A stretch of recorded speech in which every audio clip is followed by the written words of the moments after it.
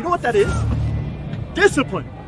Selfish. No joke. We're legitimate. Let's fucking do this. Then do it. Do it 100% because I'm trying to. We recognize that we are limitless.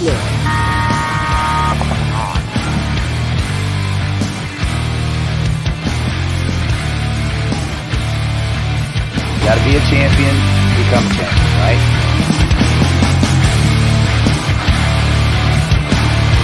Winning is a habit because we create habits that lead to good execution and success.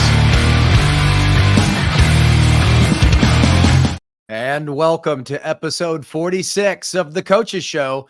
I'm your host, Mike Bianca, coach of the New Orleans Hurricanes. And with me, as always, is my friend and coach, Ryan Gray. Tonight, our guests are two well-known players and coaches. First, Kyle Berry from the Miami Kings, Team USA, and BKI. He's going to join us tonight. Then Jeremy Zimmerman, formerly of AC Camp and coach of several championship divisional teams in Texas. We're going to dig into practice methodology, team makeup, why divisional teams need a good coach. So if you're a divisional team, you're rudderless, tonight's the show for you. Tonight's episode is brought to you by Maxed Sportswear. For all your custom paintball goods, get Maxed. New Coaches Show apparel is available now. Have those conversations at World Cup to get your 2025 gear locked in. Charlie's the man, by the way. And BKI, the best knowledge in paintball. Don't forget to register for the upcoming Coaches Show Clinic 202 Game Management at the 2024 World Cup of Paintball, where we will discuss data utilization, discover how to effectively analyze the data you collected during practices, transforming numbers into actionable insights, tournament agenda creation. Learn how to structure a comprehensive tournament agenda that gives, or rather keeps your team focused and organized. We'll cover in-game strategy, master the art of calling plays based on real-time scouting and reading the start box to anticipate an opponent's moves. Game management. Understand the intricacies of game clock and learn how to make pivotal decisions as time winds down. Line creation. We're even going to get into line creation, I believe, Ryan. Use your practice data and game situations to create optimal player lines that should and more, enhance your team strengths, right? SWAT. We'll get into that later. Bracket play analysis. Gain insights on tracking your team's performance and determining their chances of making the cut for bracket play in the next round. You can register on PB Leagues right at the top of the World Cup registration page, or go to majorleaguepb.com/coaches show. How was that, Ryan? Was that okay? I'm just laughing because I'm remembering all the reels we did last week. Ladies and gentlemen, we did have a good time doing some reels. For what you're going to see isn't the half of it. So yeah, we should record, I should put out just a reel of all the bloopers of us making all the reels. Yeah, that would be fun for sure. Yeah, and just so you guys know, I literally threw all of that on Mike tonight. I wrote all of that and created it right before the show and put it into the intro. So I was sitting here kind of smirking because he had to go through and read it all for the first time. Anyway, nonetheless, yeah, really excited about our guest tonight. We kind of talked about this a little bit last week. I talked about it also on Play the Game podcast when I was on their show. We want to start directing some more of our content. We still want to cover everything that's happening with professional paintball, but we really want to start adding some time to the show where we're really focused on divisional paintball. And it was really coincidental. Kyle Berry reached out to me a week ago and said, hey, I just did this with this local team here in Florida, and I'd love to get on the show and kind of talk about it and what we've done. And I was like, yes, this fits into exactly kind of the direction we wanted to go for a couple of weeks. So just worked out perfectly. And then Jeremy Zimmerman, I've been around Jeremy for probably 20 years. He grew up playing in Texas around the same time that I was kind of coming up there. So really excited to get him on the show. He's worked with a lot of good teams. Austin Notorious before I got there in their D3 season. Most recently, Jackpot, who's won a bunch of tournaments in a row last year, has a fantastic young player who was on Team USA. So he's been around the Texas scene a long time. He's been a big part of helping divisional teams win championships. So I think it's important to get his story. But before we have Jeremy on, let's bring Kyle in and we'll kind of talk about Livewire and what's happening down in Florida with him and his group. Hey, guys. Mr. Barry. Good evening, sir. Dude, you guys have definitely been practicing. I'm listening to Mike, and I don't know if you've been listening to Jocko or what, but this compared to the first interview that I did, you guys are getting the flow down. You sound amazing. Super excited to be here and pumped to see what you guys have been doing with the show. Too kind for you to mention Jocko and my name in the same sentence, but that's pretty cool. You have the flow, man. You're slowing down. You're pronunciating certain things, right? You almost sold me, right? I was right through that. I was like, man, he's got some sales pitches. But what you guys are doing have been amazing. I haven't caught all your shows, but I've been watching a lot of the content, sharing where I can, and just the knowledge base that you two have and what you're delivering. We got a little piece of that from Team USA to see you two combine plus SK and that knowledge there and how that supported us. And I just think it is, like I said to you, Mike, at the last event when we sat down or at practice when we sat down and really started talking, the industry needs people like you guys. The industry needs the intellectuals that are helping move the course of this game into more of a real professional sport. And that came from the nitty gritty of the backyard beer game that we started off with, right? So yeah, it has both parts of it. But yeah, awesome and super excited to be here, guys. Very kind of you to say such nice things. But to your point, it's all of us. All of us have to do this. And you're doing a lot of that right now down in Florida with these divisional teams. BKI is really putting a lot of emphasis on this right now, which I'm really excited about. So those are two things I really want to talk to you about. I know Ryan and I were talking before the show. We really want to talk about what you're doing with Livewire. We really want to talk about the BKI camps that are out there and just kind of get into the psychology and the process of younger and lower divisional teams. Now, not all lower divisional teams are younger, but we want to talk about that. We want to talk about the differentiation between a younger player and maybe an older player and talk about processes and systems and those sorts of things. And I just think it's a topic that gets glassed over and just kind of thrown out there, and everybody's on their own to kind of figure it out as they go. Yeah, agreed. And thanks for, again, what you said. We all kind of have our place. And Mike and I've just been blessed enough to be able to find kind of where our channel of information needs to go. And, if 5 people watched, we'd still do it. It's not necessarily about that's okay. Not necessarily about the number of people that watch. It's wonderful that people do want to hear what we have to say. But the reality is if there were 5 people watching, we'd still do it. So.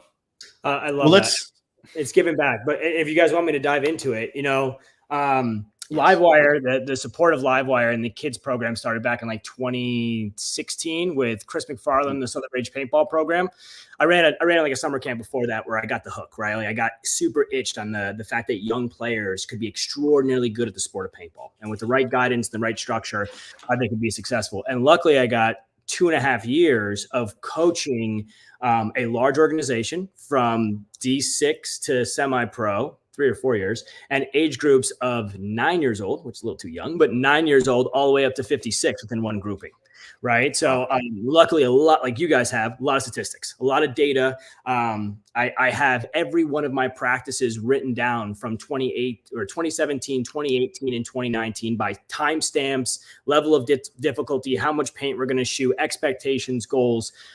Anybody listen to this, if you want it, feel free to hit me up. I will send you the practice structure for free so you can use it as a template to base yourself off of.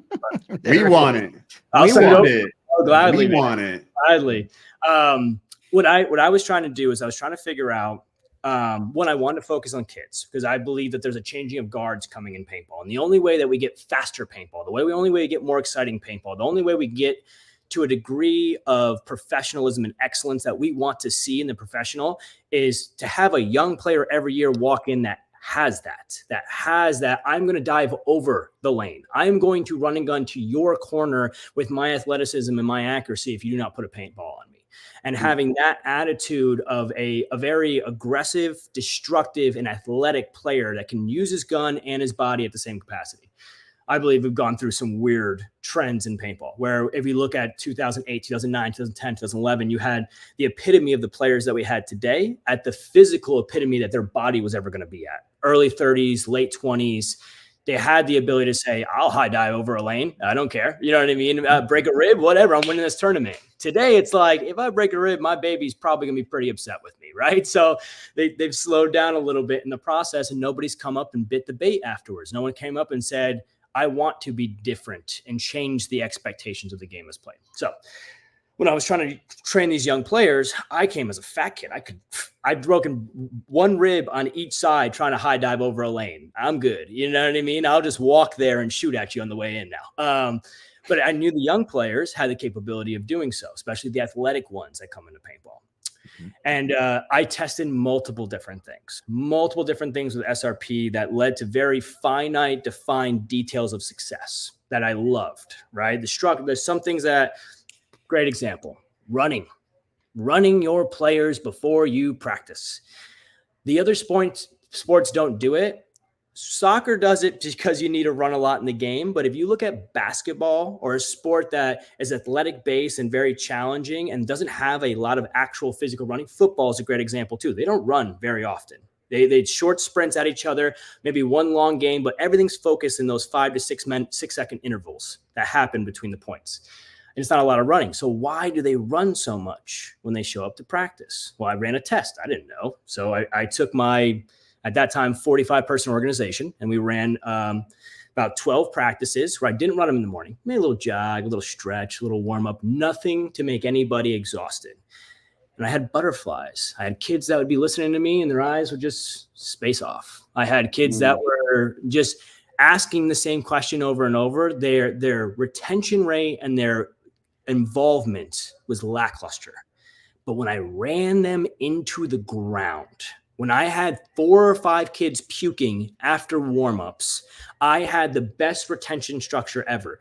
And the funny part is I used to run surveys at the end of practice. I'm like 22, 23 years old. I'm confident I have no idea what I'm doing, right? I just came from playing with Tampa Bay Damage, which was basically like, hey, kid, you know how to shoot a paintball gun, but you're an idiot when it comes to the game, right? And they showed me by, brass knuckles for a year, and then I tried to replicate it. So the structure that I started developing, I saw for the running, I ran them again the following month, and I did the same exact practice structure, same exact drills, same exact timing, everything. The only difference was on the running days, we showed up at 8. On the non-running days, we showed up at 8:30. They showed up earlier. They ran till they puked, and every survey told me that was a better practice. Every survey told me that was a better practice. Every single person had a better retention rate because the complexity of just the warm-up put their mind and body in the ideology of this is serious. I need to pay attention. This is not easy for me to do, so I need to focus in. And it created a beautiful, beautiful opportunity where I took a team that was, I'll be totally transparent, the laughingstock of the state of Florida to the #1 winning team in the state with 22 podiums in a season. And it was because of that attitude. That, and the second big one with the big organization, was having fun. There is a in professional, right? I heard your last interview. I think it was you, Ryan, on PTG lately, where you're talking about fun and how the hard work has to supersede the fun. In pro, 100% guaranteed. 100%. If it's not that way, you shouldn't be in pro. That's why you have a professional tag on your name. But when the kid is playing D5 and his mom's paying $500 a month to play the sport, and the kid only comes home with complaints, he will not continue paying that $500. The kid needs to love the sport. He needs to get a love so great that he enjoys the sport to a point where his enjoyment becomes the hard work. And then it supersedes itself. And that's, I think, how you progress yourself into a professional. So, having fun. I'm a super serious guy. Like when it comes to paintball, my fun is stabbing you in the head. That is my enjoyment, right? So I want to get as many kids to do that. But when you're stabbing each other in the head, sometimes the little kids get a little hurt, right? So, right. And that progressed eventually into what we had this year, which is Livewire, right? Livewire, congrats to them. D3 MVPS champions, as well as won the last event. It is a tough scenario for me to fully absorb because I had to bring in adults. I wanted to do it as all kids. I would really want to do it. I tried it last year and we were so close. And this year, coming into this year, super, super close. But After 2 years of just training kids under the age of 16, they started to have a little bit of a divide, and their abilities divided. And I had 4 or 5 of them that were great and could compete. And the rest started teetering off, and the rest of Florida noticed. And I had 4 or 5 roughly older individuals that came in this season and said, hey, I want to help these kids. I want to be a part of it. I want to be coached by you, Kyle. So I got back into this year. I had the breakup of young kids as well as young adults, all under the age of 30, roughly around there. And the beautiful thing about it is because of, I guess, the little bit of the reputation I have in Florida. For those out there listening that are young, I do not shoot people in the back of the heads at practice. I don't do that. That was a rumor going around for a while that if you messed up, I'd shoot you in the back of the head. I do not shoot you in the back of the head. I will make you run till you puke if you mess up on a consistent basis. Why? Because you need to learn that it was an error. You have to learn that it was a problem, and I'm not going to shoot you and be immoral about it, but you're supposed to be an athlete. So act like an athlete and run, right? So that was the mentality I took over with Livewire. Even though young kids and adults, I had one ideology set in place, which there's an expectation level that needs to be held to be successful. And I really, really love what happened to the Russians and the story of the Russians and how they changed their overall structure of everything they do by not leveraging paintball. For the listeners out there that don't know the story, I found it out last year. It's an incredible story. Russians come over to the U.S. for 2 consecutive World Cups as an organization that was developed as people that love paintball, come over for 2 World Cups, don't make it out of prelims each year. And then in that off season, they hire a professional basketball coach. Basketball had nothing to do with paintball whatsoever. Basketball coach came in with the regiment and structure needed to act like a professional athlete. And the next year, I'm pretty sure they won World Cup they definitely went into Summit and went deep into the tournament, but vastly different team. And how did he structure it? He structured it, well, you're going to do a 30-minute warm-up. You're going to run hard in cardio. You're going to do very specific drills until you hit an expectation of perfection that I expect you to hit. Then after you hit that drill, you're going to progress that drill into this next drill. And then you're going to show how it works as a team and conjoin it together and how it functions as a system.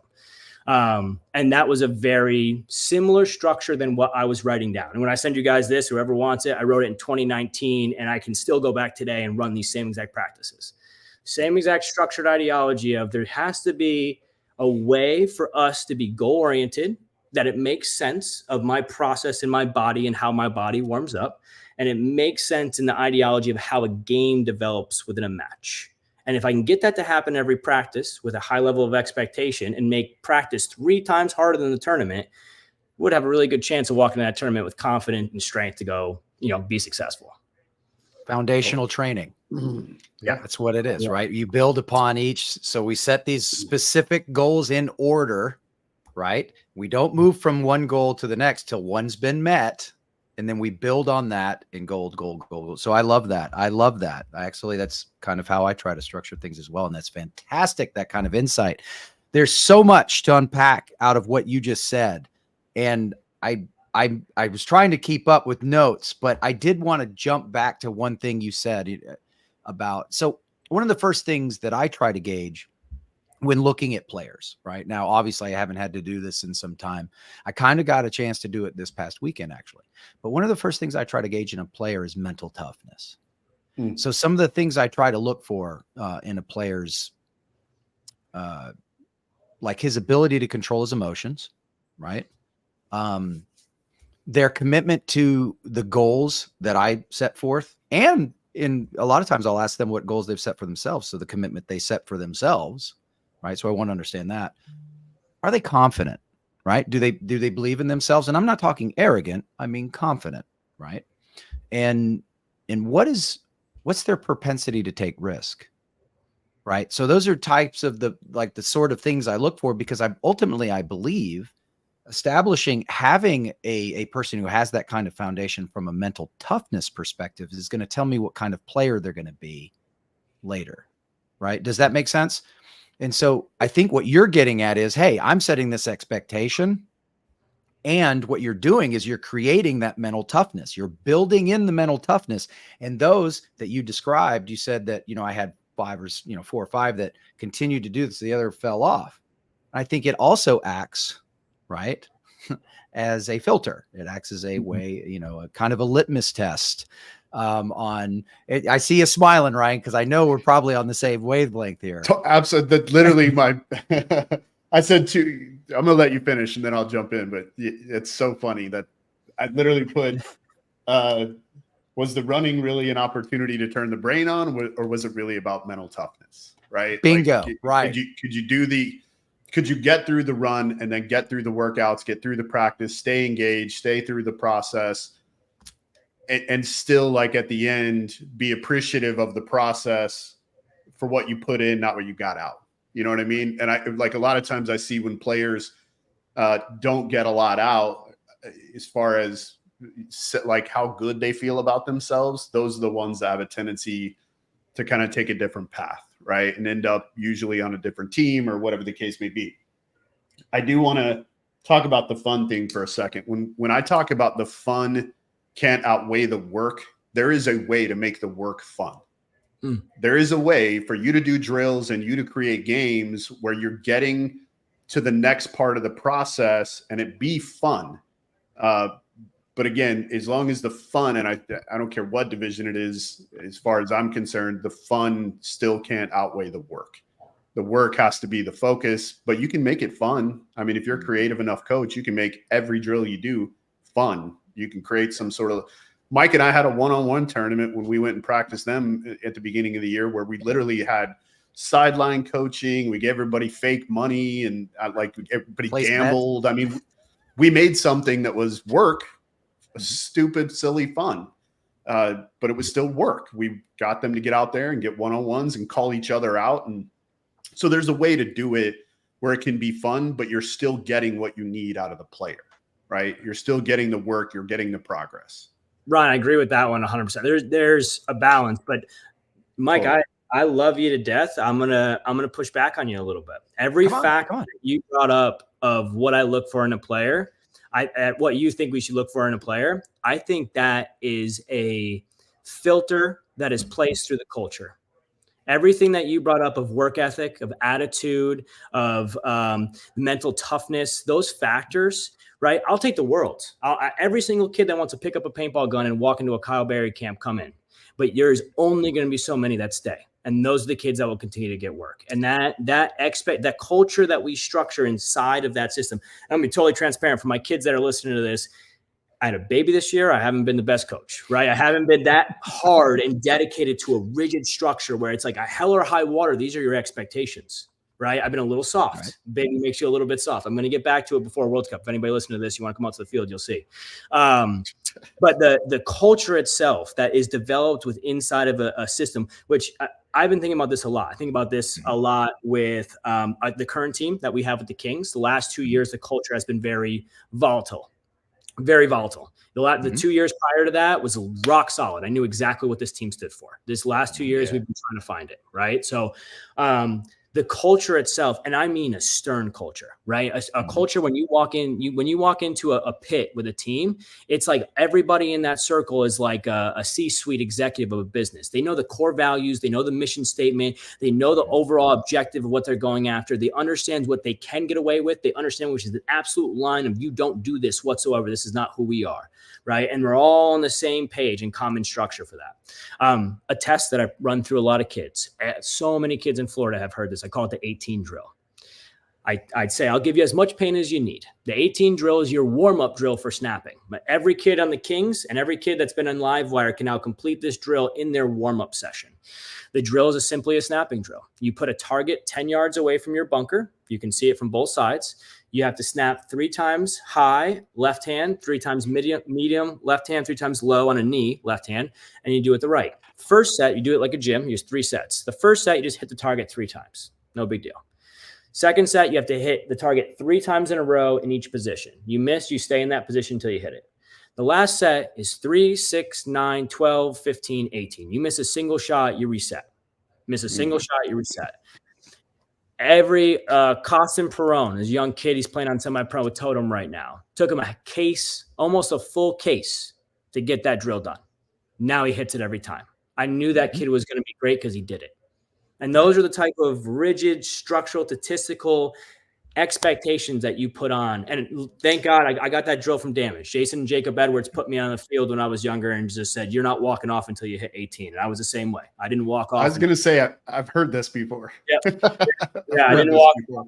But it gave me a great – Jason and Jacob were athletic phenoms. They still are in the game today. So it gave me this understanding of what an athlete puts around their expectations with their paintball gun. So then I started building these other expectations. Now I have expectations of the double digits when you're talking about communication. I have an expectation of scalps.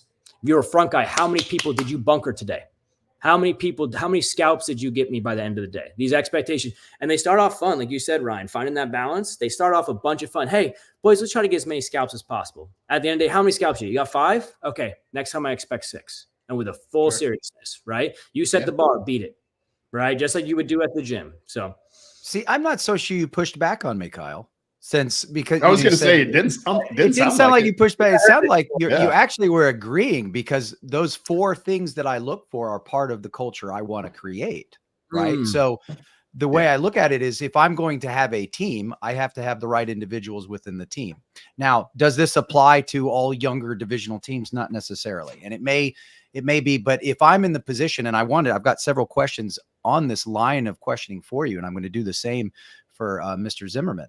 But one of those things I like to look at is, so I look at those 4 things I explained, and I look for that as an initial gauge, because as the leader, as the coach, I do set an expectation. I do have expectations. Matter of fact, I write it out. Started doing this way back when with the Prime program, where I literally had 2 sheets of paper where it basically said, you have to commit to these behavioral things, right? This is the culture. If you can't agree to all of this, this isn't where you need to be. So I think you and I are saying the same things, right? We're saying the exact same things. We're just maybe using different vernacular or a different approach. I also like your 18 drill, something we did at Prime. We called it the quadrant drill, and it was high right, high left, low left. And you had to do 3 snaps. And 3 snaps, so it's 12. And at any time you didn't do a perfect run, you had to start over from scratch. Yep. And so, the only thing that I thought about was, when you said that, was the culture can actually bring that out of people. I agree. Yeah, bring that right out of people. Like, I've had the shyest little kids. I've had people that I was a 14-year-old, 240-pound fat kid that if you shot at my bunker, I came in. You could have shot at the sky. If I heard the gun, I'm scared. I'm coming in, right? So I think that's the only thing when you said it that changed in my head. But Bianca, I know you and I are on the same page. I mean, the level 100% of success is definitely there. Excellent. I think too, it gets it gets different as we go down the divisions, like kind of what the expectations are of the player.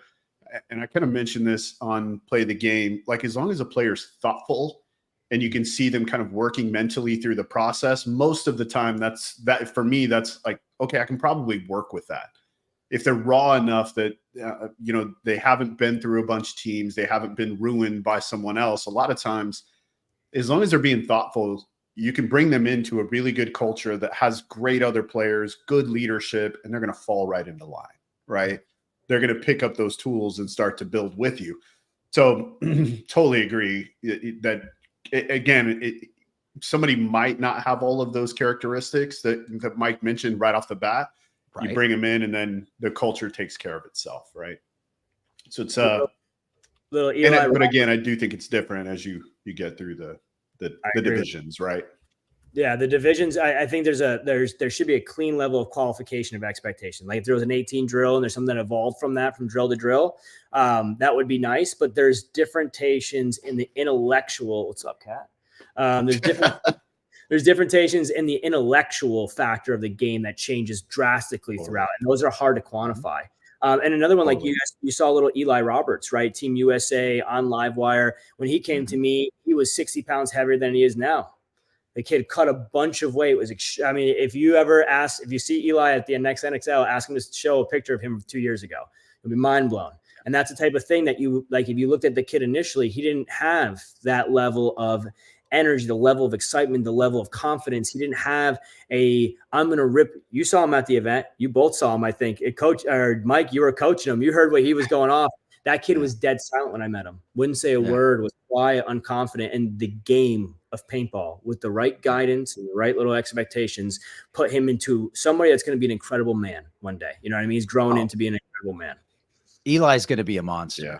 Right. Yeah. I don't think there was anyone on that roster that won't be a monster if they stick with it and they stay in the trajectory they have right now. And they have the right camp, right? They have the right people to draw the right elements out of them, like Nate, Cam, Trey, Mason, Eli, Luke, you guys, y'all the real deal. So, and they're all so coachable. Like that was one of the things I noticed very quickly in the 2 matches that I had to coach them when Mike was, or got to coach them when Mike was in the hospital, was, I kind of walked in, hey, here's kind of my thoughts. I don't want to change a bunch of things, but after the first match, I was like, hey, we're in. I want to try a couple of things that Mike may want to use, right? So we made a couple of small changes, and they were like, okay, no problem. Like I kind of explained a little bit of the why, but they really they didn't care. They just kind of like, okay, coach, no problem. And they just did it. One of the most coachable young teams I've ever met, which is why they're on that team, right? They're incredibly coachable. They're very talented, very headstrong. So, kudos to all the teams those kids play on, because they're being treated correctly on whatever teams they're on at home. Right. And for the Mike, why don't you dive into some of the questions? Yeah.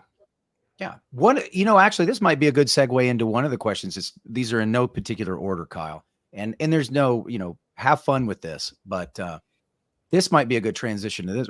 How important do you think it is to set expectations for players, individual players, and then overall the team, right? So setting those expectations, it's the beginning of the season. It's a newer team, or maybe it's not a newer team, but maybe it's a team that hasn't really moved up or tried to do anything past local or regional. How important do you think it is to set those expectations? And what do you think some of those expectations should be? I think it's the first conversation that needs to have. It's everything that sets the pace for the year, right? If I were going to make expectations, let's beginning of 2025, you're on a team, right? If you have the conversation at the first ever meeting that, hey, we're going to have fun this year, we're going to play all the tournaments, it might be rough for us, but it's okay. Your amount of show up at practice, the amount of practice you schedule, your commitment at practice, what you do at practice is going to reflect that ideology from beginning to end. The same team that starts off the year with the ideology of we are going to come in and by the end of the season, we are going to win a tournament. The first event's going to be rough, but we have to get better. And as soon as that concept is brought into the mind of all the players, the schedule for the practice is different. The expectation of the practice, the people that actually show up out of the entire team is different with that level of expectation. So as a good coach, so if you're a coach listening to this and you're trying to find your role in the expectations, I think that Mike and Ryan have already broken down in previous of podcasts incredibly well of understand the long-term goal and then put the short-term goal right in the eyes of your players. Don't let them get distracted. The shiny spoon, that thing in the way distance. Put the short-term goal that's most achievable right in front of them. Make it feel tangible. Make it feel right there. If you're a brand new team, it's let's win a match, or let's win a point. It's just we've never won a point before. Let's go out and win a point, right? If you've gone and you've won matches, well, the trick is now let's make it to Sunday. Let's make it past the prelim structures, right? You made it past the prelims. It's like, hey, we got to get up this totem pole every single time. Why? Because if you have a team where you start the mentality of I'm going to win a tournament at the beginning of the year, every time you get a placement, you're just one step closer to that ultimate goal. If you don't set those expectations in the beginning of the season and you have one good tournament, you know what happens? Everyone goes, oh, we're freaking awesome. We did great, guys. Amazing. No one shows up to the next practice because you're not supposed to do better. You already did amazing. You don't have to do it better, right? So everyone gets that level of complacency across the board that really ruins young players. Older adults, they appreciate it because they want time with their family. They still want to paintball. They don't want to be committed to too much time. I shouldn't say younger or older. I should say the level of dedication to want to be professional or a top-ranked player, right? If you want that top-ranked player capability, you want to be professional, you want to be at the paintball field every weekend. If your whole team is not on that same page, it instantly creates a divide in ideology. And I practice more, so I should play more, but I'm still better than you. And this whole cancer culture that develops within the ecosystem, because you guys weren't having the same expectations from the get-go, happens, and it destroys team after team after team. I almost had that exact conversation this weekend with some friends about expectations and managing them, and what's more important, right? Your playing time or the success of your teammates and the team as a whole, right? So these are, that selflessness has to be built into the system, I think, in order for it to be successful. Sure, you're going to have systems that are successful where you have incredibly selfish people, right? But ultimately, what's the saying that we always talk about, that hard work beats talent when talent doesn't work. So that's right. The ultimate, just to piggyback off that before you talk about it, the ultimate response to that, every time I hear a kid say that, I go, if you shot 5 guys every point and didn't die, you would play every point, but you don't. So you play a game where your job is to hit the button. If you hit the button every time, you're going to play every freaking point if you can survive every point, right? If you die and tap out on me one time, I automatically lose faith with you, and now I have to pace you, right? But a lot of the people in the position, even the position where it's political, where I'm on a team where I don't get a lot of playing time because of political aspects, play better. I bet money you get more playing time. Totally. Yeah. I was making the face, Kyle. I was making not because I wanted to say anything, but like literally I just got out of a situation where I had a player who like I just kept having to have conversations with about their play time because that's all he cared about. He didn't care about the success of the team or, the challenges that he was having that we were trying to work through to get him more. Like, it wasn't about the work. It was just about the play time. And so I was kind of laughing on the inside, but also like every time now I hear people make the exact same point that I was trying to make to him, it just makes me smile, because it just reinforces the attitude of like, man, on Notorious, I had a player who was at the field every weekend and he was working really hard. The unfortunate thing is he just wasn't as good as the other guys, period. Like, and because he did all of that work, he had expectation to play more. Well, if I'm doing this work, I should play more. Unfortunately, it's a meritocracy. If you're running a team and you want to win, it's a meritocracy, which means you go out and you shoot more guys, you're going to play. You're going to play. But if you don't, the work, you got to keep doing the work so you get to the place where you are shooting more guys so you get more play time. The work doesn't mean that you're just automatically going to get to play because you're playing more paintball. There is no time clock that we punch and at the end of the week show the coach and be like, look, I put in this many hours. I should get this much play time. Unfortunately, it doesn't work that way. All that matters is the how hours. many people did you shoot? Right. I was just going to say, Ryan, the hours have to lead to. Yeah, those hours have to lead to progress. Just because you're going out there and shooting a case of paint at a static target and you're like, hey, I was out here for 4 hours shooting the static target, doesn't mean that your run and gun and your laning improved on a moving target. Absolutely. So it's a great question. It's a great question for you, Kyle. Yes. I was about to pull it up. Yeah. Young Stevie says, what do you think you could have more impact on, an individual player who wants to go pro or an entire team who wants to climb the ranks? If he's asking me personally, I have more experience with the individual players, right? Now I have Jackson Blue, my best example, right? I found that kid at 14 years old off a street sign for a developmental paintball league that I was running down in Fort Myers Extreme Rage, and now he's a professional paintball player.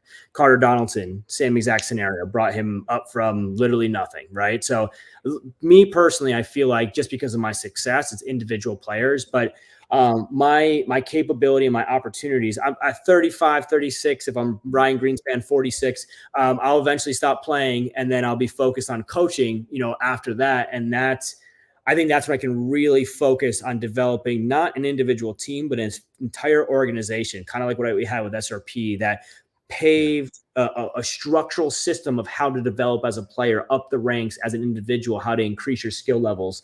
That's my goal. My goal is actually to create that and help every paintball field in the world create one for their local field. If every paintball field out there had their own developmental paintball league that fed into your own factory team for D6, D5, and D4, and these kids had to buy all their gear from you. They had to get all your equipment, all the years When I was 18 years old, I've been playing for about 6 years at that point, and I'd already spent over $125,000 on paintball. If I could create a bunch of me's in paintball fields, there's really good lifetime value revenue to the field from a player getting locked in very, very early. But that's not here. Yeah. Yeah, totally. Answer his a lot question. of money off of one guy who's sick about it.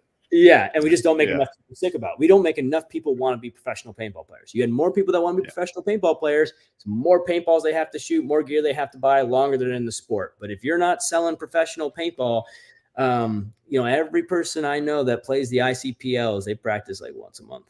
I shoot like 10 cases, right? So, personally, I think individually is where really my forte has been. I just haven't had the opportunity to do as many team stuff.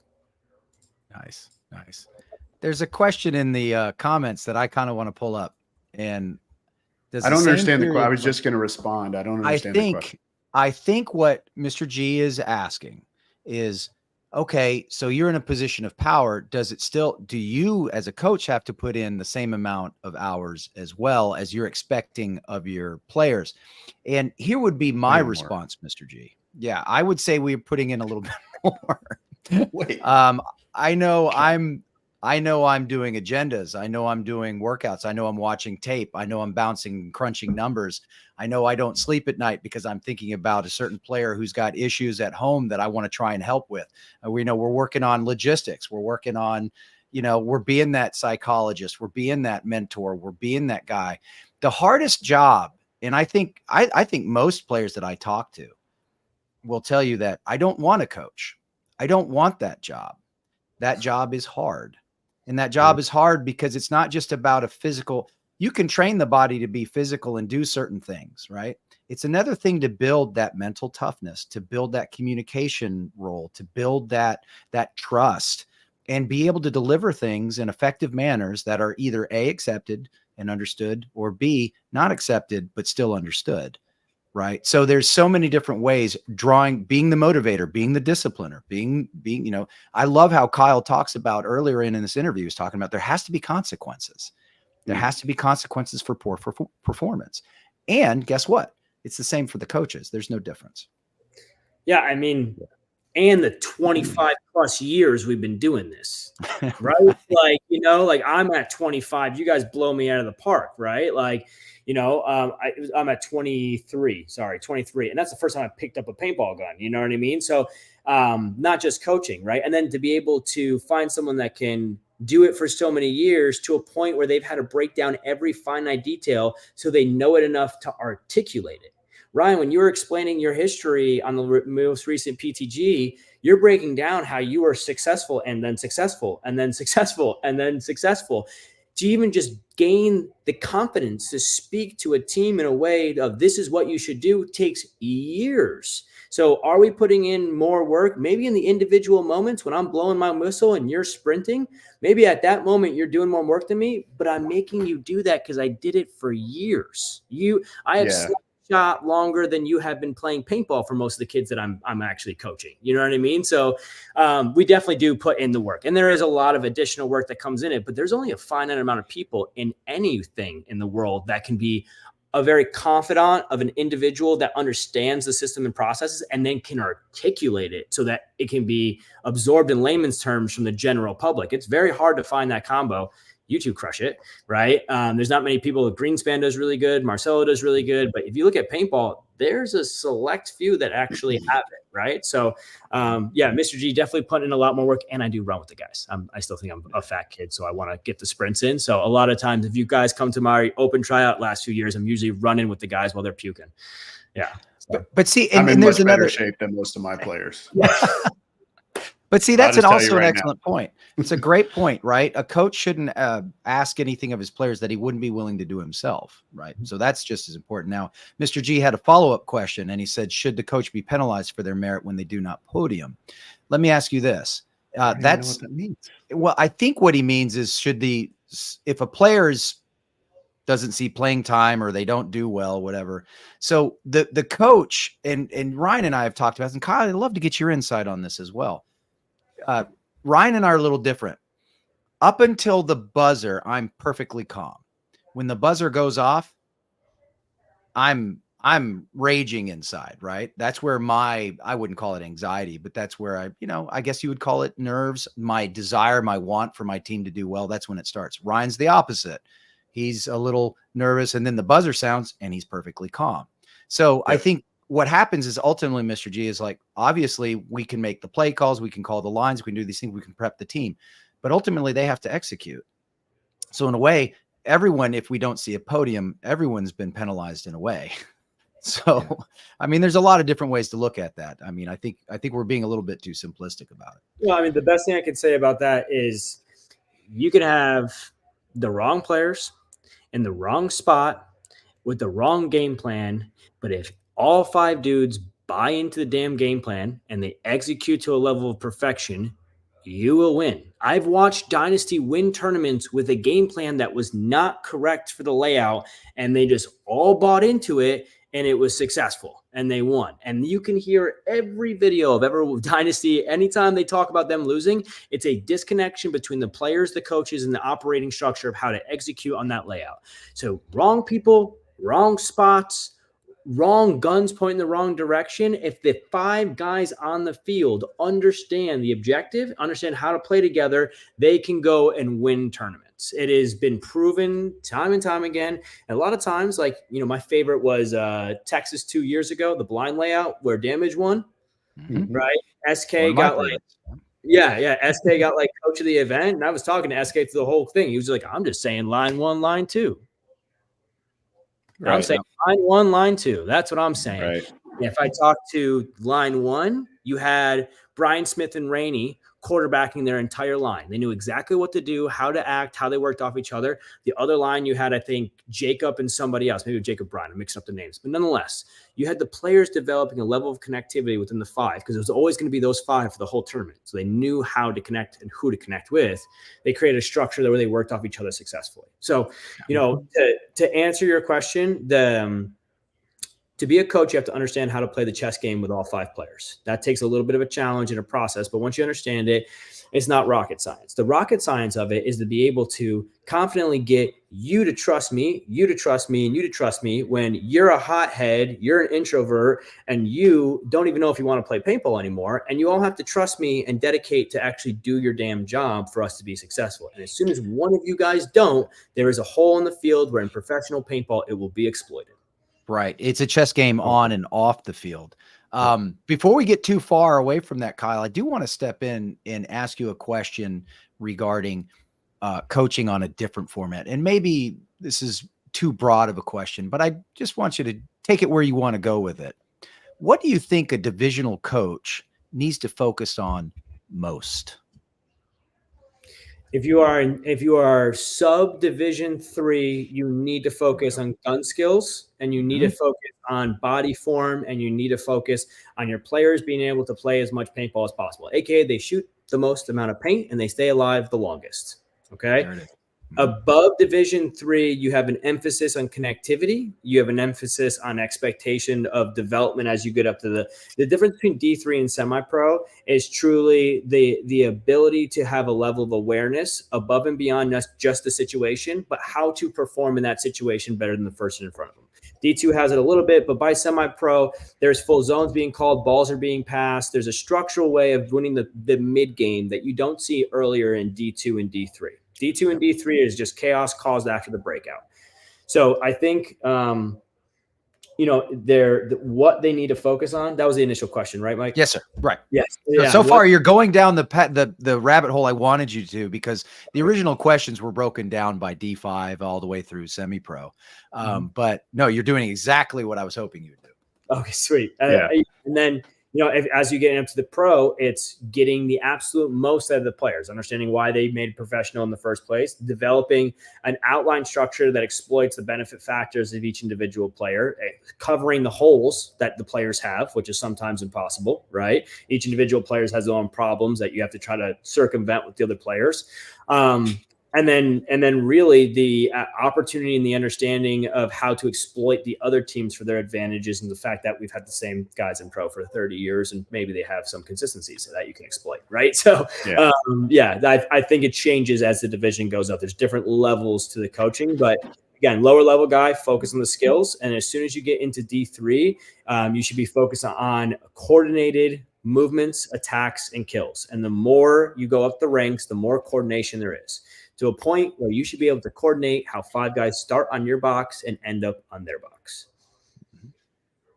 There it is. Yeah, it's really about understanding that equation, right? Yep. From the box, at each point in the game is understanding the equation. Where is it messed up? Where does it need to be corrected? And then how can I mess it up? If we shoot a guy off the break, we've already messed it up, right? So I do want to ask this question because I think it's, as we dig more into kind of this divisional practice and team creation thing, like when you look at the way architecturally a team is put together, what does that look like for you? Like, what are the key pieces you're looking for to say, okay, I've got the right mix of things here? What does that mix look like for you? There is Marcelo, I think, explains it really well. I've looked at it a little bit differently. So Marcelo always says that you need to have 2 threats, 2 containments, and a quarterback, right? That was his ideology.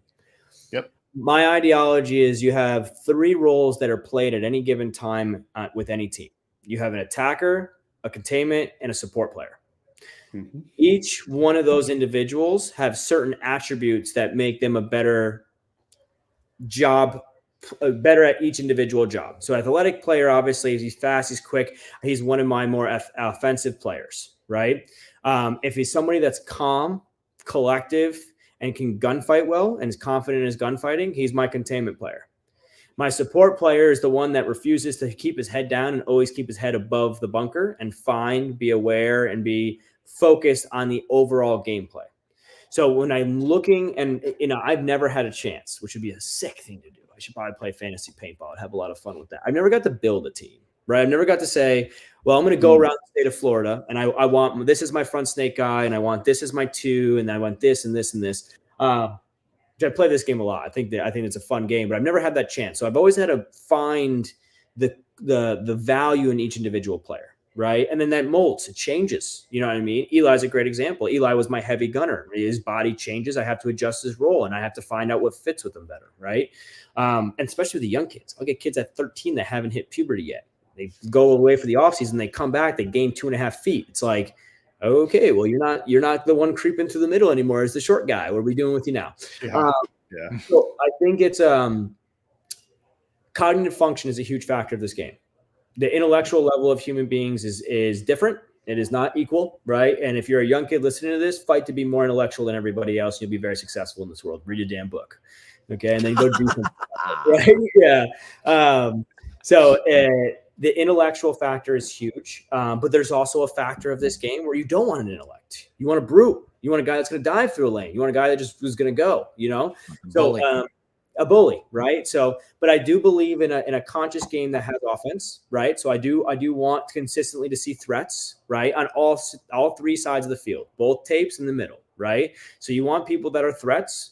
You want people that are very cognitive and emotionally, having an EQ is very, very powerful, but I've dealt with enough crazy kids now where I think I have the opportunity to work that in as a positive thing, right? You know what I mean? Yeah. If you're a little bit crazy, I kind of like it now. You know what I mean? Yeah. Just, hold the reins on the dogs is what Matty Marshall was saying when I had all the young kids at first with the Kings. He's like, Kyle was just screaming at him to hold the dogs back. And I'm just like, yeah, I mean, you got them in the right direction and they're going to eat, right? So, but intellectual athleticism is a huge factor. I mean, working with Charlie Gibbons for the last few years, he has such a keen, that was cool.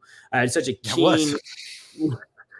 keen focus on athleticism and how athleticism can really be a keen factor of the overall success of a player in this game, and how it changes the dynamic of an individual player when he's athletic compared to when he's not. We have a lot of conversations with Harris about this. There is an overall concept of athleticism that I look for across the board, but coming as a fact, and I know how powerful it is to be behind your gun. So I think the core identifier that I want to see out of a player that I think will make him successful in any of those 3 job roles. What happens after you get bunkered? How do you act? How do you act after you get bunkered? Right? Are you the type of kid? I was an angry kid.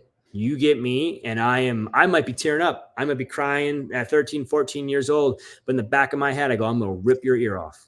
I'm coming for your neck. It might take me a year. It might take me 5 years. It might take me 10 years. My nickname when I was a kid and playing with the Jesters was Kyle D4 for life, Barry. It might take me 10 years, but I promise you I'm coming for your neck, right? So that was my mentality. And other people have different reasons, right? Other people have different motivators and drivers across the board. But do you crumble or do you fight? Do you have that fight or flight concept? Where are you putting that energy? And if you are in the fight, you will be, no matter where I find your value, you will find a way to be successful if I can coach you, if you have that fight. The flighting process, I think, is where we lose a lot of people with the paintball. They just don't want to be bloody knuckles. And I think we need more response to cataclysmic failure. What happens? Are you the guy who stands back up, wipes it off, and says, let's go again? Or are you that guy that sits there and goes, I don't want any more of that? I like the ones that sit there, get up and smile at pain and say, let's go again. That's like I want. I'm coming. 12. That's all I right. need. 12. That's right. I just need to know your number, man. That's it. That's right. 12. Pickles. I don't think. Hey, Kyle, we appreciate your time. We got to bring Jeremy in, man. Dude, we had 8 questions to ask you. I think we got to 3 because the conversation was so good. No, it was really good, man. And we can do more of this. We can do more of this. I was just about to say that. Yeah. So what we're going to start trying to do is every 3rd episode, we want to start highlighting more divisional stuff and really digging into more practice things, getting into some BKI content, really talking about how to utilize the resources that are already there, but then also providing more. I really want to dig into your practice schedules that you have. If you could send me those, that would be awesome. Just so I can kind of run through those. Mike and I'll kind of delineate through some of that and build maybe a whole show around that. And we can share that content with the public and then kind of talk through, this is how you do these things, right? I love that. Kyle should be on shows more often. I agree, Bobby. Kyle should be on shows more often. And literally, you know what he had to do to get on this one? Just send me an email. I was like, yep, come on. Let's go. I'm a nerd. I love this. I do appreciate the platform you guys are putting out. And I really do appreciate the intellectual angle that you guys go from in this. This is what I've been preaching and I've been trying to formulate since the beginning. So thank you, Bobby. I appreciate that. But at the end of the day, I just love this. I want to see paintball grow just like you guys. And I love supporting good people doing good things. Awesome. Thank you, man. Thank you so much, Kyle. You have a blessed evening, sir. Yep. Thanks, guys. He is a great guest. And we need to have him on because and think about that, the experience he has, and he's been doing that. What did he say? 2017, 2018. I'd love to talk to him more now that I realize that we've both done the D5 through, he did the semi-pro. I only did it from D5 through D2 system, right? The process and the system of what we would call a program, right? An actual program where you're basically growing that team at many levels. And it's such a fascinating study. I was going to tell him though, I've put 3 teams together. It's not as fun as it sounds. No, it's true. That's true. That's true. But I think for instance, going back for me and when Mike McGowan and I were starting the Prime program, building that grassroots program and then watching it snowball into something greater, just great because you followed the system, because you stuck to your guns, because you understood, hey, we're going to hold ourselves to this type of, accountability, this type of level of performance and, all of it. And it just, you see it start to come together because you did the things the right way. And so there's a win.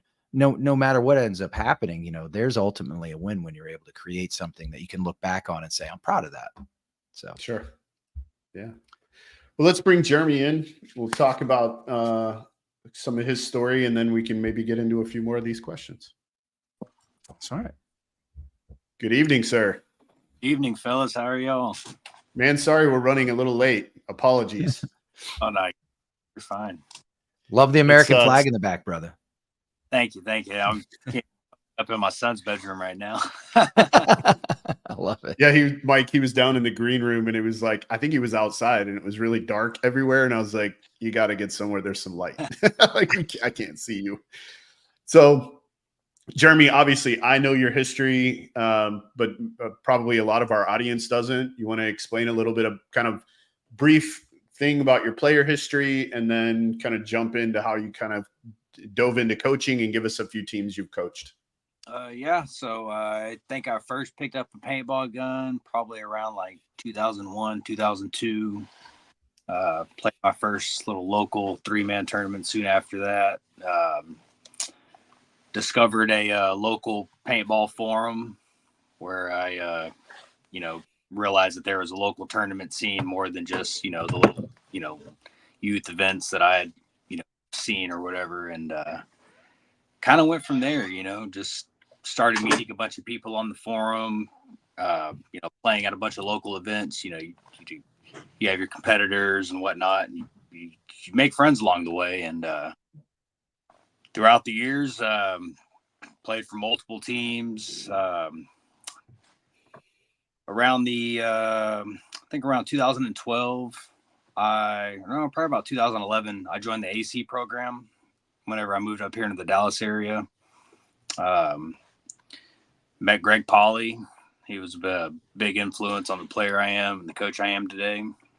And from there, that's when I really got a taste of what it was like to compete at a high level. Before then, I was just used to competing at a local level. We had played, we'd show up to 1 or 2 national events every year, but it wasn't structured. It wasn't, something that you looked forward to was, the points and winning the series and all that. It was just, what national event can we make? Let's just go have fun, whatever. Right. But, the local scene, we did good. We had fun. We were pretty competitive, usually at the top of our division for most of the local teams I played with. But when we tried transferring that over to the national scene, it was a different level of competition. Sure. It was, this was back before Texas paintball became what it is today. And, we thought we knew it all because we were, very competitive and doing good at the local level. But when you take that stuff, to cup or, just some random PSP or NXL, you're met with guys that have been, putting in this time, week after week and going to all these nationals, probably playing at every local event they can as well. And, you're not as hot shit as you think you are. Right. It took me a while to realize that. And, by that point, I had already been playing paintball for 10 years. I thought I had it all figured out. And, we didn't really, like I said, it was very unstructured until I became a part of the AC program. And, I'd never had a coach. It was just, we group of guys, we call the line and just kind of do our thing. And once you have a coach and you kind of get that outside, perspective, and it's actually, intellect that you can absorb and make progress off of, it's like, okay, you start to learn the game of paintball. It's more than just 5-on-5. It's more than just trying to make the snake on the break. It's not just, knowing the kill count or knowing how many of us are alive or, okay, this play has worked all day long. Let's keep running this play going into semis and going into finals. Like it's much deeper than that. And it took me, like I said, it took me a long time, a good halfway into my playing career to figure all that out. And it took a coach for me to realize that. Yeah. So what does your coaching journey kind of look like? Oh man, when I first started playing, like I said, we were doing really good at the local level. And I met a local guy that was playing at the field, and he had some his sons, and they were getting into it, and I helped them because we were good locally, so he looked up to us to teach his kids how to get good at paintball. And at that point, I realized that I enjoyed teaching others about paintball, just in general. I enjoy talking about paintball in general. So as the years go by, when did my first actual coach experience happen? I can't put a date to it, but I've always just kind of, been willing to share knowledge or whatever. It was definitely after the AC program. After the AC program was definitely whenever I decided to take a coaching role serious at any point. But that was because of how much I had learned through the system. And Sure. I was only comfortable sharing that because of what I, absorbed during that. And at that point, I had experience winning at a national level, winning at a local level, winning a series at a national level, all that fun stuff. And all I wanted to do was try and teach others what they needed to learn in order to have those experiences. And what teams have you coached? Oh man, I coached Fit back in the day. They were Fit. They used to be called the Apex Predators. That was whenever all the Luke Cows were pretty young. Colt was probably like 13, 14. Jay Money was a kid himself. Everybody was real young back then. I coached the FSU squad during their D3 and D4 years. I most recently Jackpot. Coached them last year in D4, this year in D3. We won the series last year in D4, won Cup. That was a very fun year. Shout out to Cam Blanco. Yes, Cam's the man. Love that kid. I love that kid.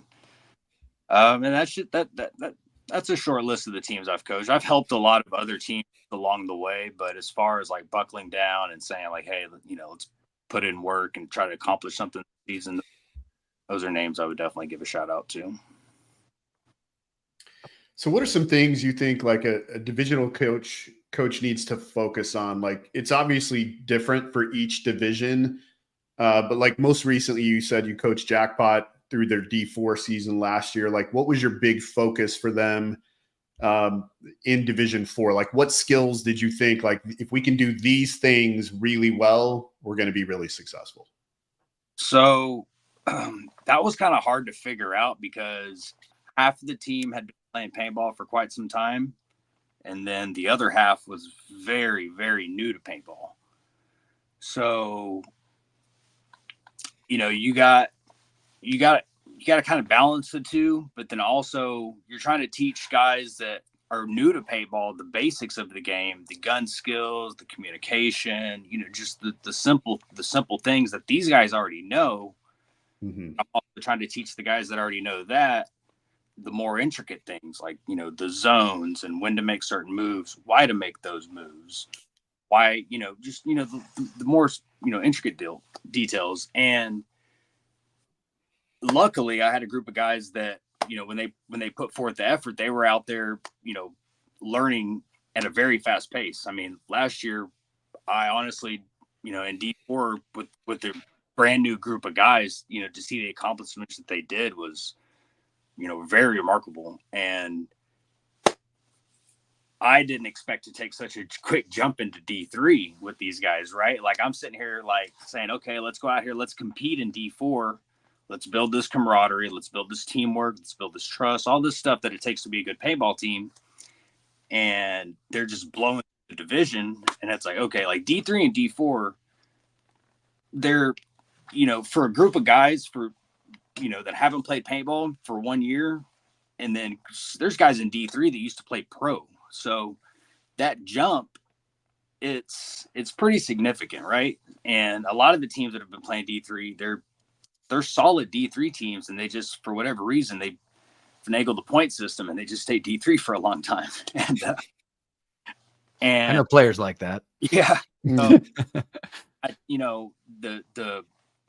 The skill level, it's, from division to division, it varies, but I think what it takes at any divisional level is trust.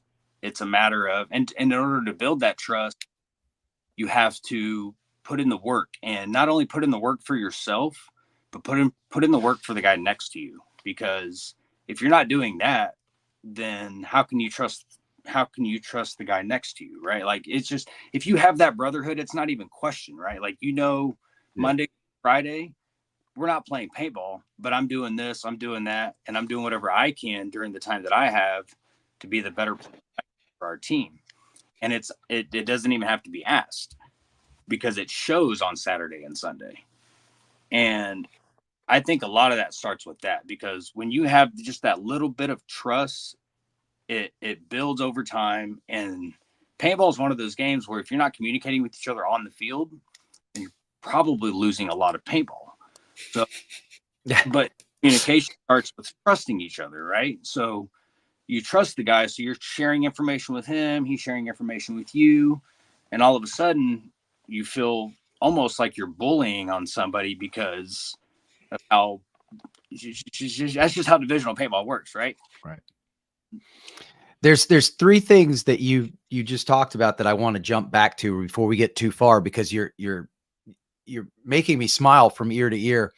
Real quick, your last comment there where you talk about, hey, it's about trust, it's about hard work, right? So once again, ladies and gentlemen who listen to this show for any amount of time, you keep hearing these same words, right? We have to trust the system. We have to trust each other. We have to put in the work. We have to work hard. We have to create this culture, which ultimately leads to success. At the opening, our opening, you'll hear me make a comment. And this comment, Stuart Ridgel and I used to say this all the time. We'd say, in order to be a champion, to be a champion, you have to be a champion.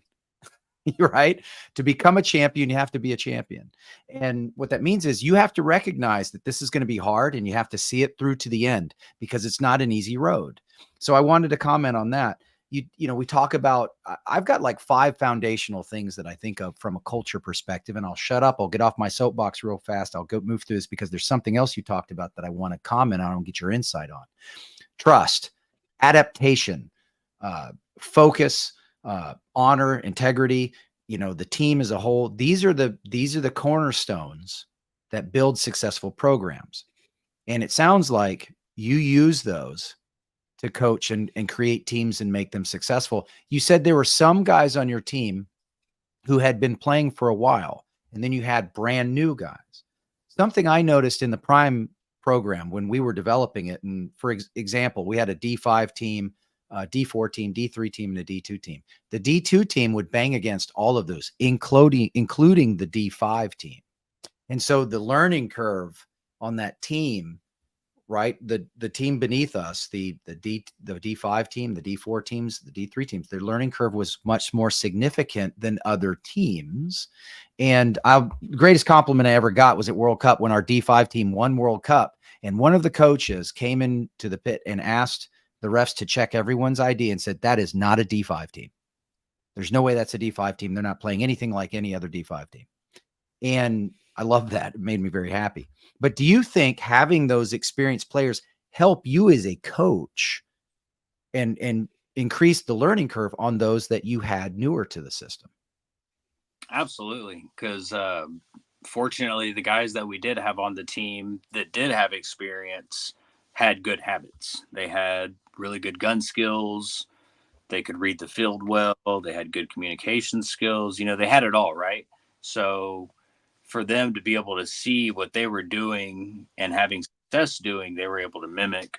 And it made coaching a little easier on me. I was almost able to just call plays and then kind of critique the mistakes that they would make either during the break or during the play or closing the play or whatever the case may be. But it wasn't so much having to teach them how to play paintball or how to snap shoot or how to run and shoot, right, or anything like that. We were able to pick all that stuff up very quick. And I think not only did the dedication to them playing as much paintball as they did, I mean, they were playing paintball 3-4 days a week. Some of those guys are going out to their local field and doing drills, when they could. And, it definitely helped having those experienced players out there alongside them. Right. Absolutely. I have one last question, because having you from the jackpot perspective and from the AC background and PB Fit background and FSU, it sounds like the pedigree is significant here. And I really want to ask you about what's the best way. What do you think Paintball is a very difficult sport. I had a great conversation with one of my own teammates, Jacob Seawright, who's quite the academic in his own right. And we were talking about the amount of variables that go into our sport compared to other sports, right? Did the ball break? Did the ball bounce? Did the ref get the call right? Was it this, that, and the other? All these different things that have to go absolutely almost the stars have to align for there to be, significant consistencies, we'll say. What do you think is the most difficult thing for a coach, to coach rather, on a player level and then as a team level? So what's the most difficult thing to get across to a player? And what do you think is the most difficult thing to get across to a team? Sometimes for the player level, it's about reminding them that it's a team sport. Just because you're the hitter on the team doesn't mean you got to always go be the hitter on the team, right? You're not always going to get the ball thrown to you. You're not always going to get the ball handed off to you. You're not the quarterback. And if you're the quarterback, you're probably playing the home, so you're not the superstar either, right? So for an individual, you just got to kind of remind them that it's 5-on-5, do your job, and hope that everyone else does their job. Yes. Because eventually you got to let the play break out. It's a play. It's a play. It's not a football play that takes 5, 10, 15 seconds to unfold. It's paintball. It's 1 point. The play is a point. So if you do your job during that point, and then he does his job, and the 3 does his job, and the 2 and the 1 on the other side do their job, then you have the potential to go be the superstar. But if you just go try to be the superstar by yourself and then want to point the finger and this and that and whatever, it's a majority of the time. Yeah, sometimes it can fall back on your teammates. Maybe sometimes your teammates do get shot or whatever the case, and maybe it wasn't always your fault. But if you have a system that's working and plays are working, follow it, and it comes back to that trust. And if you think you're too good for the guys that you're playing alongside, then go find another group of guys to play with, because you don't trust the guys that you play with. And until you find a group of guys that you trust, you're really not enjoying this game to the fullest, because that's what paintball is all about, is stepping on the field with a group of guys that you thoroughly enjoy being out there with, because you trust them to cover your ass as much as you're going to cover their ass, and you're going to hurt the next guy as much as they're willing to hurt the next guy for you. And if your only concern is to go out there and shoot people and win points and point fingers at your teammates when they're not doing their job, then you're just not doing it right. What an excellent answer. Thank you very much. That needs to be a reel, Ryan. Yeah, and I was gonna say, Jeremy, you hit on two things I want to comment on. One, the very last thing that you said, I talk to all young teams about that. Like the reality of, I've been doing this for 31 years. I can't tell you every tournament I played. I can't even tell you every tournament that I've won, but I can tell you stories from rental cars, hotel rooms, dinners, nightclubs that I probably shouldn't have been in, whatever. You know what I mean? I can tell you stories from a lot of those events, because those are what stuck with me. And the reality of the hang that we get to have at the tournaments ends up being the career, right? A lot of times, unless you are a high-level professional player playing on one of 5 to 6 teams who's winning a lot of tournaments, what you get from this is the hang. You get the friendships and the stories and the enjoyment and the love for one another. And that's all wrapped up into this culture of paintball, right? The other thing I wanted to touch on is you keep saying trust, and I love that. And I don't know how many of our shows you've watched or listened to, but I talk about belief versus faith a lot, right? So what happens in the process of belief versus faith, like if you get into a car accident and I tell you, hey, you should take your car to Tim's Auto Body, they're going to do a really good job. Well, you believe that they're going to do a good job because I told you so. But when you take your car and you have it repaired by Tim and he does a good job, you now have faith that Tim's going to do a good job because your experience tells you so, right? So as these teams develop and we get them into the process and they get to struggle together, right? That struggle is usually where that trust is found, right? We lose some games, we lose some matches, we begin to have challenges, then we do this hard work, we really focus on the process, and we pick up these tools laid out in front of us, and we begin that foundational learning process. And we realize that struggle, during that struggle, this guy stayed next to me and he did the work.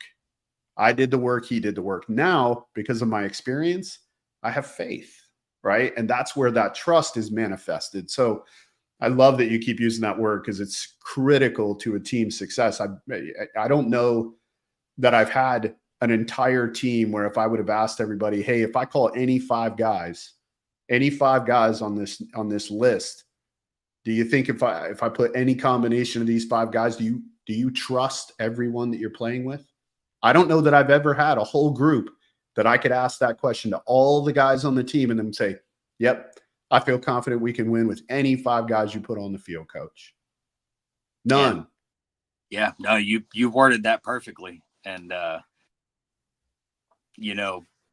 I feel the exact same way about that. You got your Dorito side players, you got your snake players. And even then it's at the divisional level. That's one thing, I say that I've said this on another podcast. I don't play as much as I used to, but I still go out every now and then and not. Sure. And when you go out to the local field, you just get on the gate with whoever's out there, and it's always, where do you want to go? And I'll tell the guys, plug me in wherever. I'm not old enough that I can't go snake on the break, and I'm not too good to not just play the home. And plug me in wherever. What do you play? I play the snake, or I play the Dorito, or I play the Dorito 2, or I play, and they're very specific. And it's like, okay, and I'm not there to fringe and, tell them what to do. I just kind of plug myself in and go have fun, right? But in the back of my head, I'm thinking, like, is this all you do all day long? And if so, then you should be very, very good at it.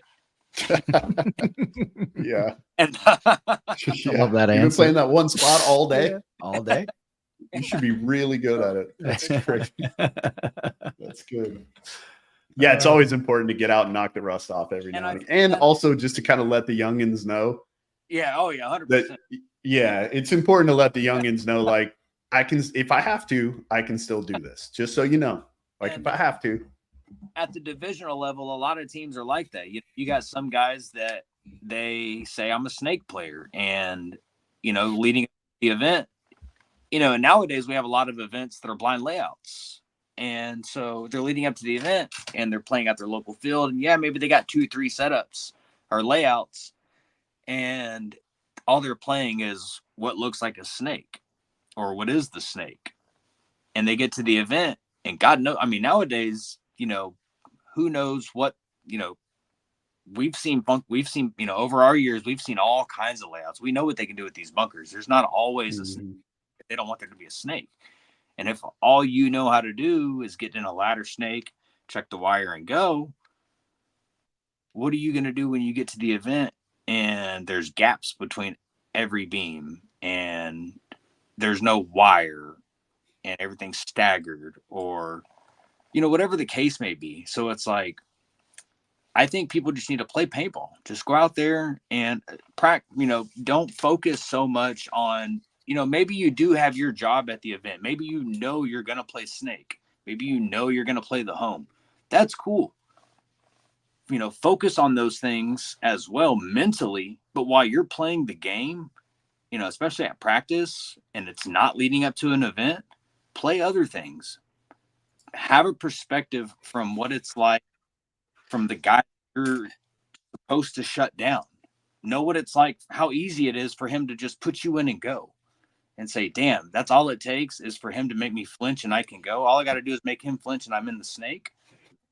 And you don't learn those things until you try them, right? So if all you do is play the home, all you do is play Dorito, switch it up a little bit, because as soon as you do that and you realize what it's like from a different perspective, especially from the one that you're used to defending, the game will kind of open up. And it took me a long time to realize this. Like, as a youngin', I was always the one.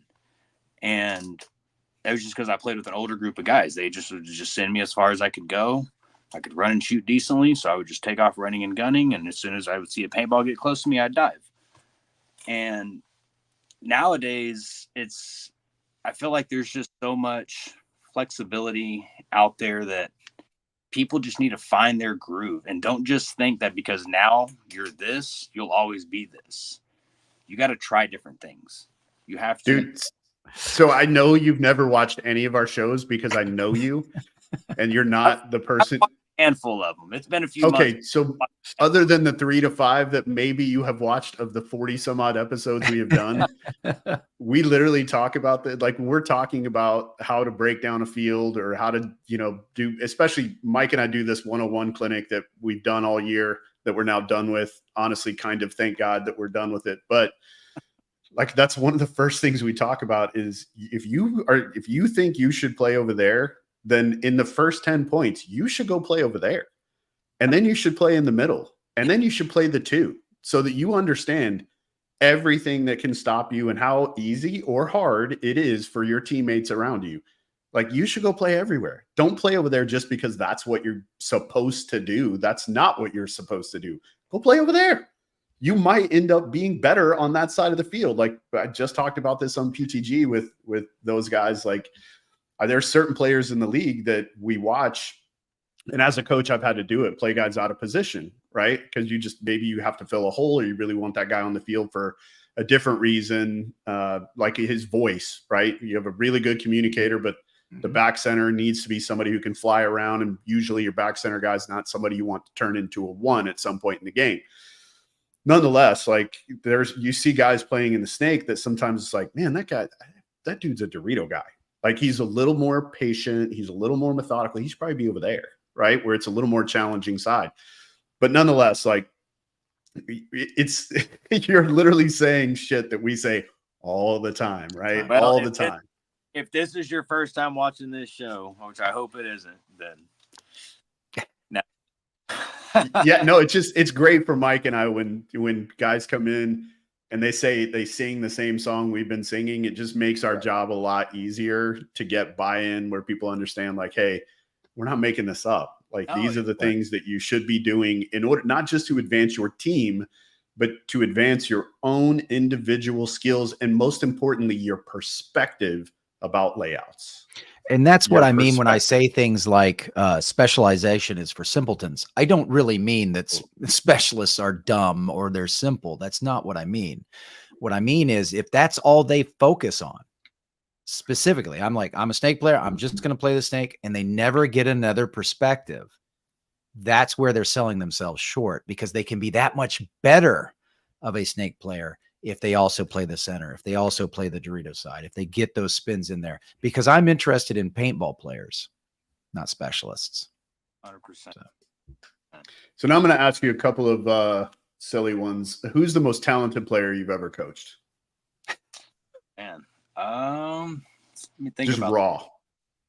I'm gonna keep it real. Probably either Colt Lucow or Jacob Johnson.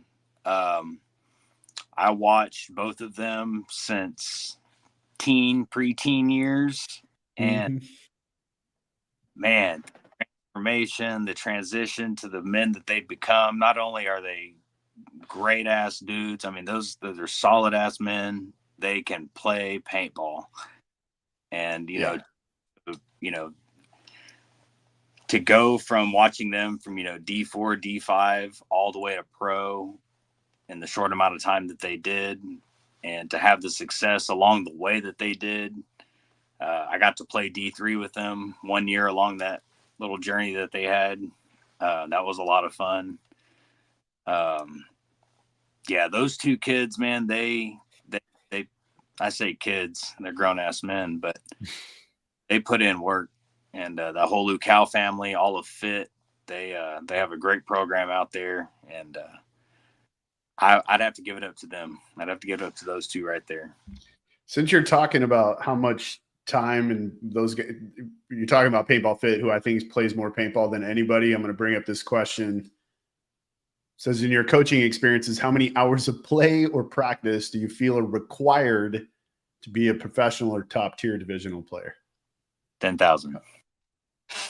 I mean, that's the normal answer is 10,000 makes you an expert, right?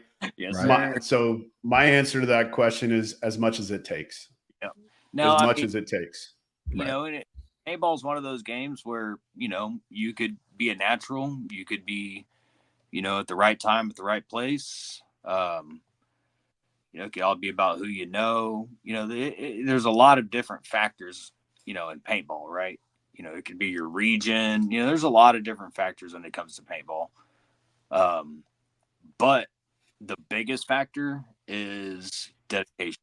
You want to cut that time in half. You want to cut that time in a quarter. Growing up, I remember a guy that would fly out and try out for pro teams. And to me, I thought that was like crazy, right? Like, wow, like that's what you got to do to play pro. And he would make those teams. Shout out to Ryan Perez. I know that dude don't play paintball no more, but he was good. I used to look up to him as a kid, and, you know, seeing him do things like that and accomplish those goals at that age was like, okay, that's what it takes. And to this day, it's no different. You know, if you put in the time, if you go do drills and you know, maybe the guys that you have around you aren't ready to go pro, but if you think you are, you know, you got to find yourself at the right place at the right time, but also make sure you're ready yourself. You know, sometimes you got to put yourself there at the right place at the right time. So, you know, I mean, that's what it takes. You know, it's a lot of dedication, and paintball's a grind.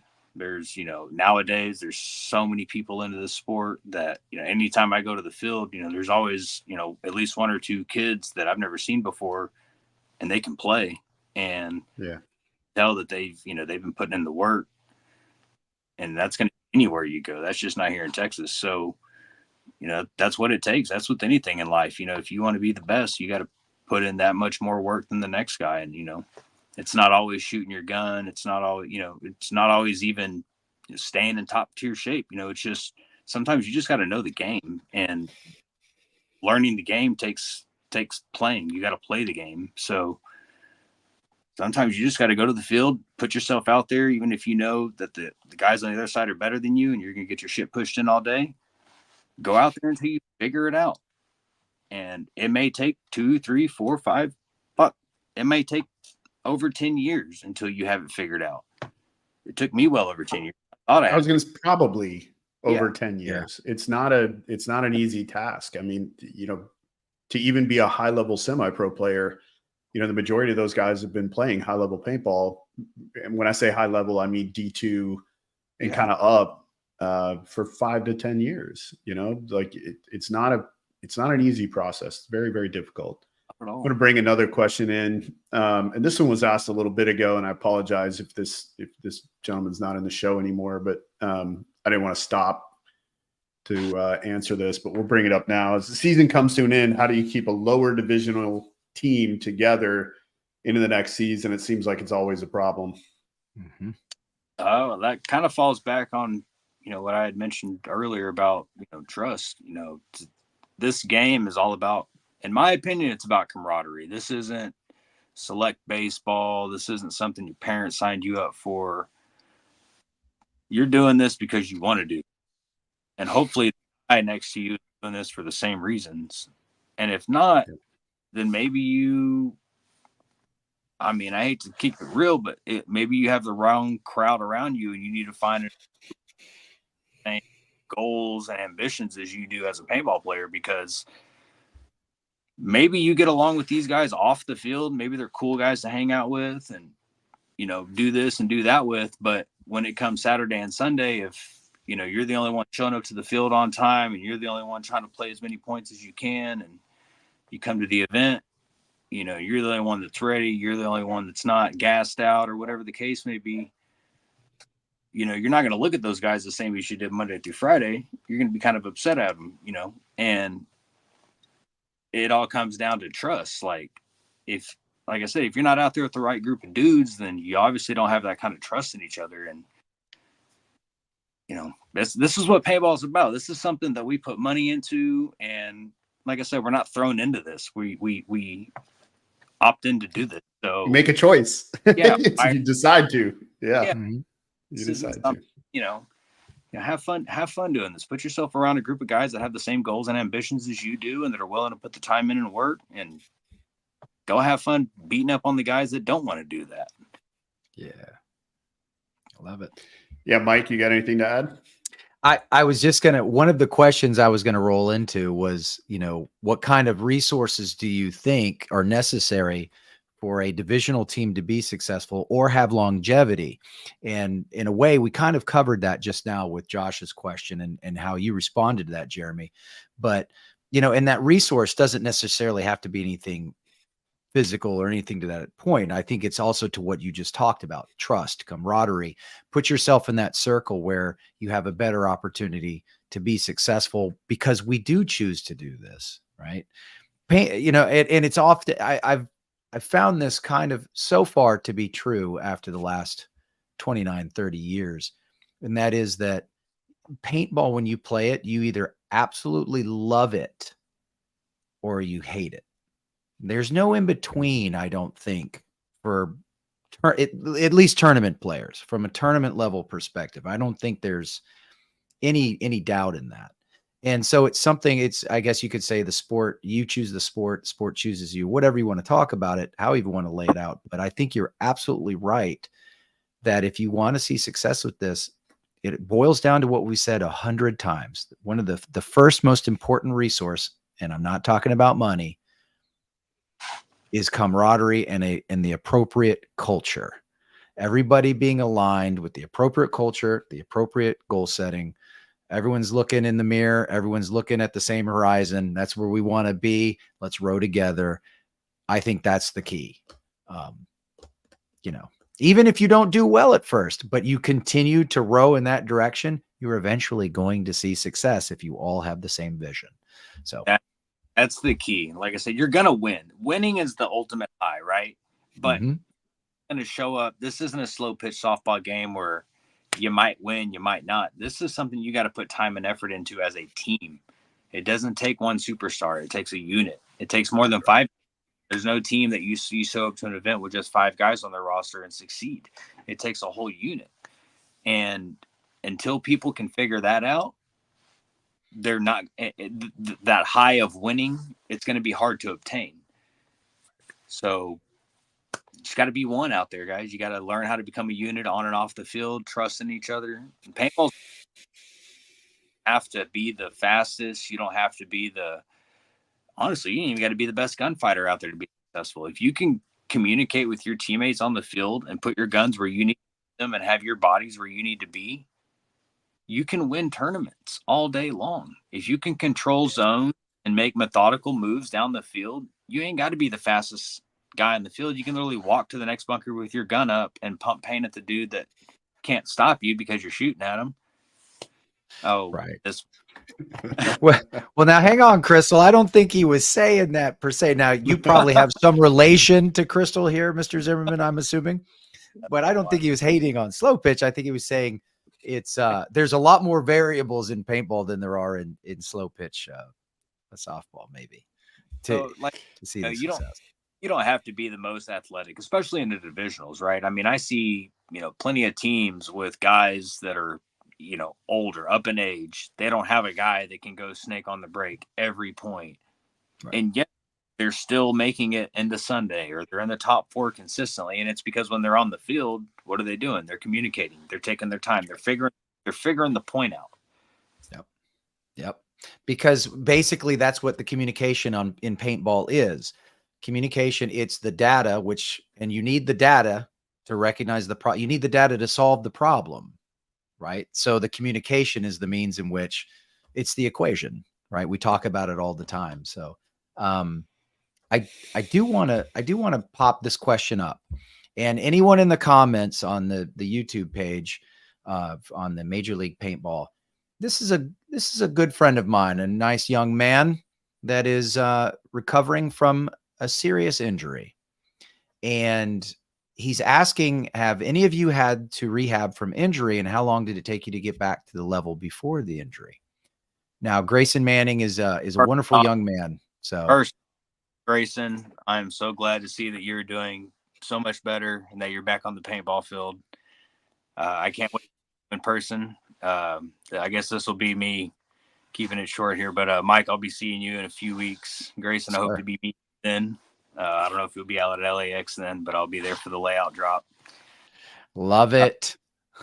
Anyway, dude, on your question, Grayson, yes, I actually was preparing for the Hormesis one-on-one event, and I was going out to fit and just told myself that I would just be working on my gun skills, yada, yada, yada. And I ended up diving in the snake one point, and when I did, my knee popped, and it hurt really bad. I knew something was wrong. I got carried off the field.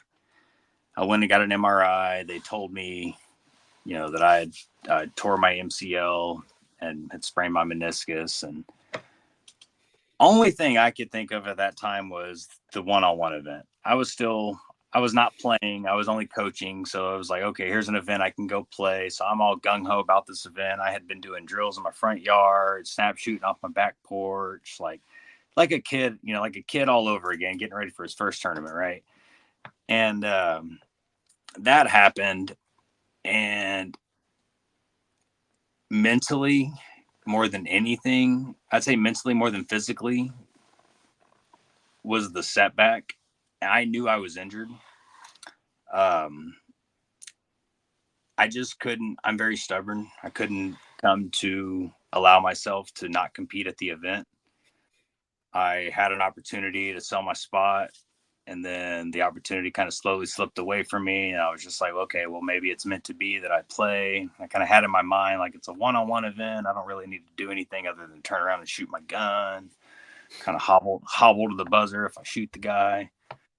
And so I get the news from the doctor after the MRI, and they're like, you got to be off.